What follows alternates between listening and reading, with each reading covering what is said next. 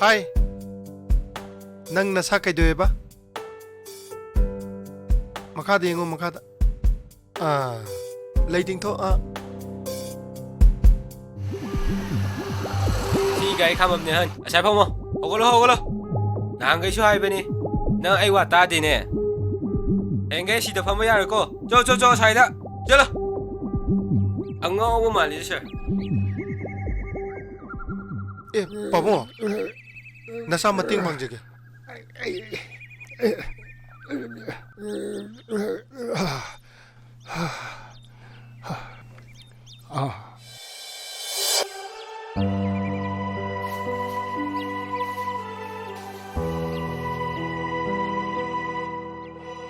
Doctor, I'm okay.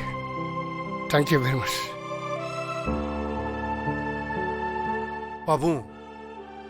Pabong이 콩시부. Pabong.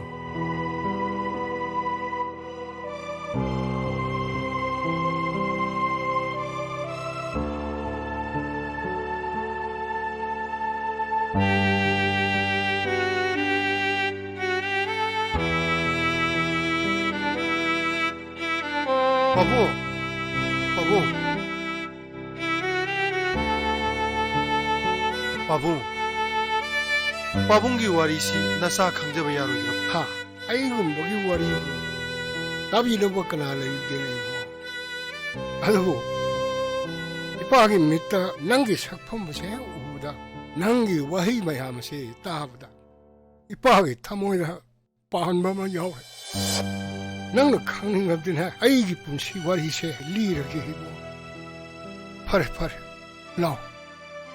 어서이다 팜스 나오.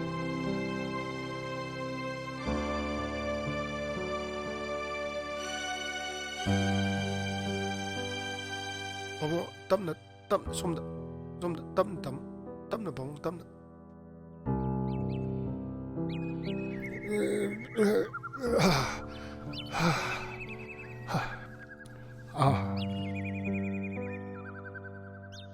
뭐 아야 matam amada private school amagi principal go ram layak thir bo accident am khakta ai khong se shok ke ibam sadra ba yak thatra singi mamang de illi pangam khite hakchang na kallingai pangana tan bangam lingai matam de ai hak ya nungai ni hingjar Pabong, lana di lobiganu ko. Pabonggi warido. Makha adum libira ko pabong. Doctor, ai sianu pa amalai. Mahagi business to success hoina hona bada. Yom mingon punamak mingon da thamdo erga. Mahagi business to mai pal nam ki dokta mahag Japan da ship to. Ai ne accident tho matung da di. Ai ne mi sen sing mangam da badagi. Yom min khol pum namak loina makoina lobi kare. Adabu doctor chanu pa dusu dum halakhitre. Hojik sina ai hakna. Kana gumma magi pik kraba ka amada barada lai. Barada. Ayu nusibi ba marup amana. Magi dukana duda ayu hisab karga sohli. Thada lupa lising nipan dipi. Pabonggi hek pokchaba ichaduna Pabonggi leipam bawa thambiramdraba. Doctor, aina taliba lan thum pumna makcha hai ishaki. Ai di mapa oi bi thodang pangthok chabadan. Macha oi bi thodang di mana pangthok chagadam. No comment. Pabongdi hojik kana ga leiriba. Thamagi lupa lising nipan duna sinaba konabibirane pabong. Hojik tina akhoi ahum lai. Ngo ai di ima ma sak khanghodri. Laikai gi ine ma khangna aibu macha sak yopiro. Ine de su laibak thibana. Mamit ta macha ta ubu phangde. Mahamud su laikhitre. Hojik de ine do su ai nak tel lair bani ai nupi na BP stroke to budagi paralyzed with her nei ine do su ne diabetes patient ai na phangai ba tha da polishing ni panasina ka gi bara jaba thak lo na kon pa adu hidak ki damak ahen ba sen chang budagi nungtin gi pung manga phawa pa duty pura maga manga dagi na teret phawdi ai lamjau da thoga bikha ni baba ngasi di chandi ni na ai ngan ta na le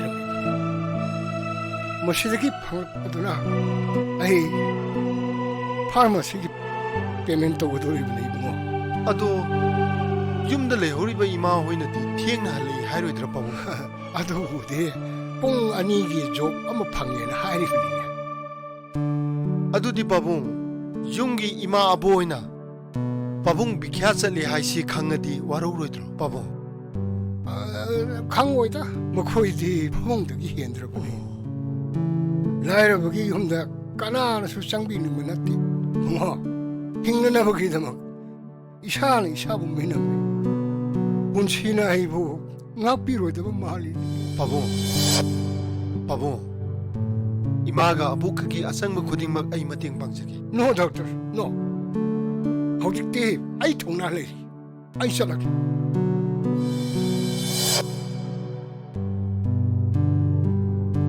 makhoi hani do ai mai kai yeng sudan le ramani pabung ai na thong bu thak bu tawre ka mabani do pijaru ko dori bane ai salak pabung nasai wase mukta tabiyo nasabu karigumom tati mateng pangan biyo ne pabung aibu ek pokpan nasabang ni khanbiyo pabung aibu ek pokpan nasabang ni khanbiyo pabung ek pokpan nasabang ni khanbiyo pabung ek pokpan nasabang ni khanbiyo pabung ek pokpan nasabang ni khanbiyo pabung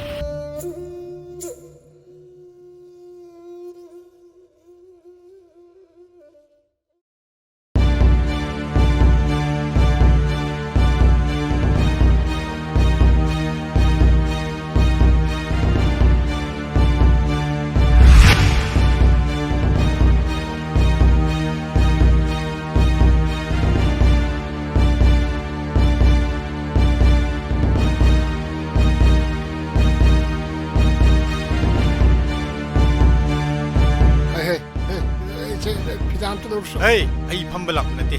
Masidi aroi ba mangang ni gaidun lag. Nang na igi sel se matam tha thadan leiri bse. Ayang kuira lekidori. Nasana khangna bro. Aigi sel do edong e pige haribno. Masidi ai aroi ba mangang ni gela ab. Ayo, ujima ayo. Masina aroi bani. Sidagidi nang yumi kolpuna ma. Aigi wer bani khango.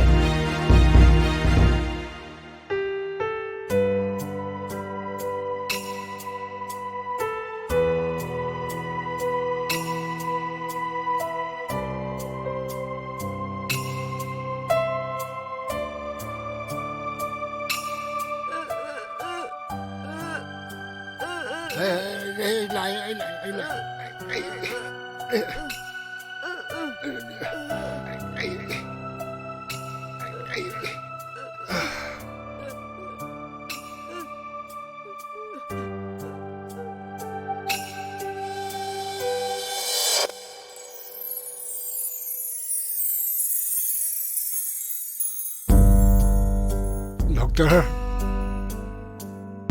mapaw ay singna pamjaba mingo. Masa singna pabong ay na kaurok pa siya. Kaurang na ngayon ba niya? Diyan nga si pabong ay na kaurok siya. Tamo na taso na tinbagong tole ni mo. Mo, nungsi graba kaya kaya kibay mo siya kamang gamdringay siya. Umukdaw na kaya na may siya na makamang magitaw na do. Ngunit laytre mo. Ano ba nung si Maria Mamo tambiga kanbiranu mo? Doktor, ito, doktor, ito lagi. Isa kaya na maging may siya siya kang may hamruway na. Doktor, pasya lagi. Kaya na may